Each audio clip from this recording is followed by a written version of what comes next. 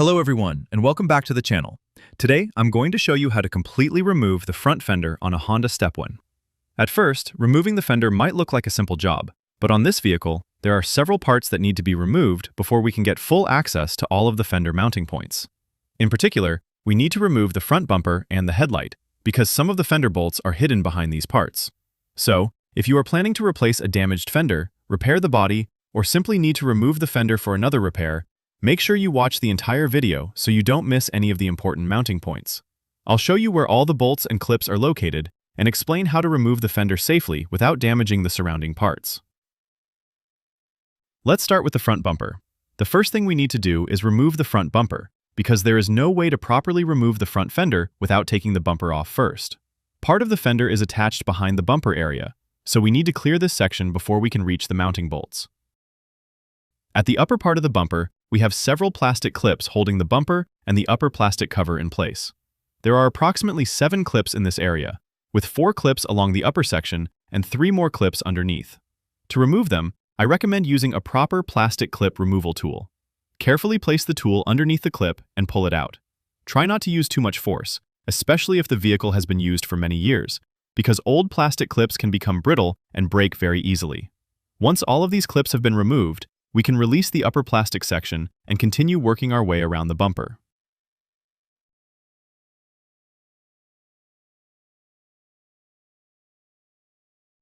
Now let's move to the side of the bumper. Here, you can see that the bumper is secured with additional fasteners. There is 1 screw on the upper side and 1 plastic clip underneath.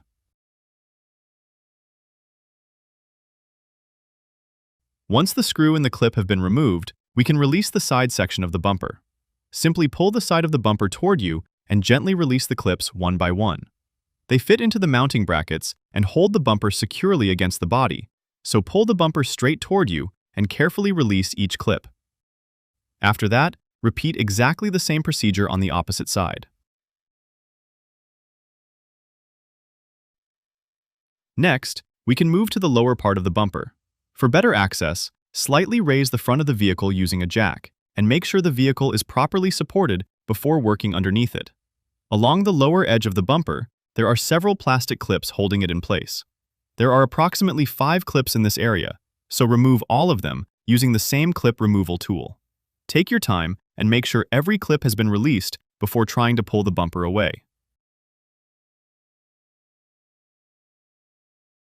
Once all the lower clips have been removed, the bumper is almost ready to come off.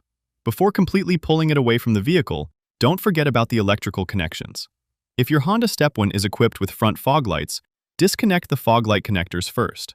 Once all the connectors have been disconnected, we can carefully remove the front bumper and place it somewhere safe where it won't get scratched.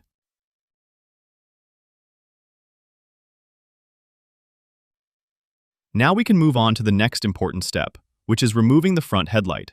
We need to remove the headlight because it blocks access to several of the fender mounting points. There are 2 main mounting points for the headlight. 1 bolt or nut is located in the lower area of the headlight, and unfortunately, it is positioned in a difficult-to-reach location. This is another reason why the bumper has to be removed first. Without removing the bumper, you won't have proper access to this lower mounting point. Once the bumper is out of the way, we can reach the lower fastener and remove it.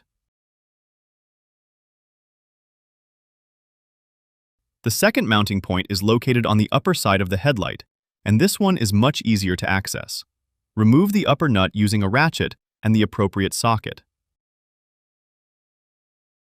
Once both mounting points have been released, carefully pull the headlight toward you. Don't pull too hard because there are still electrical connectors attached to the headlight. Disconnect the connector and place the headlight somewhere safe. Now, we finally have much better access to the upper section of the fender. Here at the top, you can see 2 10mm bolts securing the fender to the body. Use a ratchet with a 10mm socket or a power screwdriver with the correct socket attachment and remove both bolts carefully.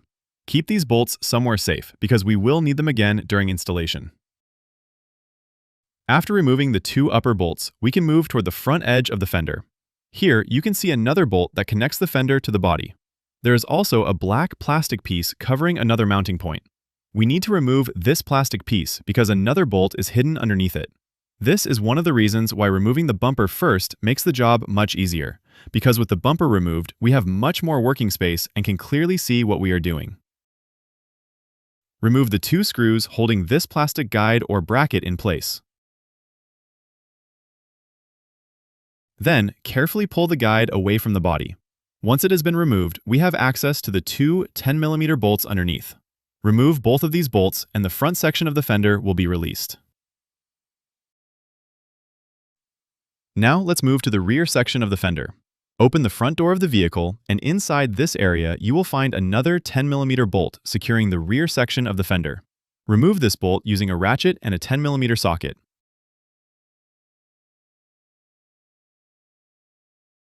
There is also a plastic clip located underneath, and this clip needs to be removed as well because it is still holding the fender and inner liner in position. Use the clip removal tool and carefully pull the clip out. Once this fastener has been removed, we can continue toward the upper rear section of the fender. Here, behind the plastic trim, there is another 10mm bolt that secures the upper part of the fender.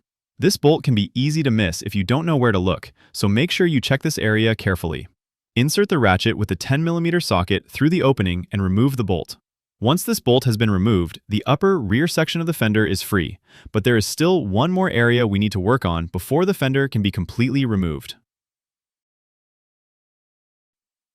Now we need to remove the inner fender liner. There are several screws and plastic clips holding the liner in place. There are several clips along the liner, including another clip toward the front section. Remove all of these clips using the plastic clip removal tool. Take your time here because these clips can become very tight after years of use, and pulling them too aggressively can damage the plastic liner. I'll also show you the same area on the other side so you can clearly understand how the liner and fender are mounted. Once the inner fender liner has been released, we can finally reach one of the last hidden mounting points. There is one more bolt located in the lower section of the fender, but this bolt is hidden underneath the lower side skirt area. At the lower section, you can see approximately 3 screws. Remove all 3 screws and then move to the plastic clips. We don't need to completely remove the side skirt to reach it. Instead, we can simply release one of the retaining clips and create enough space to get our ratchet inside. Open the door and locate the clip holding the upper section of the side skirt. Carefully release this clip, and you can see what this clip looks like from the inside. Once it has been released from the side skirt, gently pull the skirt downward. This creates enough space for us to reach the hidden fender bolt. Now, insert the ratchet with the correct socket into the opening and loosen the bolt. Take your time and make sure the socket is fully seated on the bolt before turning it, because this bolt can be difficult to access. Once the bolt has been completely removed, we have released the last major mounting point of the front fender. Before we pull the fender away from the vehicle, take a moment to check around the entire perimeter. Make sure there are no remaining bolts, clips, brackets, or other parts still holding the fender in place. If everything has been removed, carefully pull the fender away from the vehicle. Don't force it. If the fender doesn't move freely, stop and check again for a hidden fastener. It's always better to spend a few extra seconds looking for a missed bolt than to bend the metal or damage one of the mounting brackets.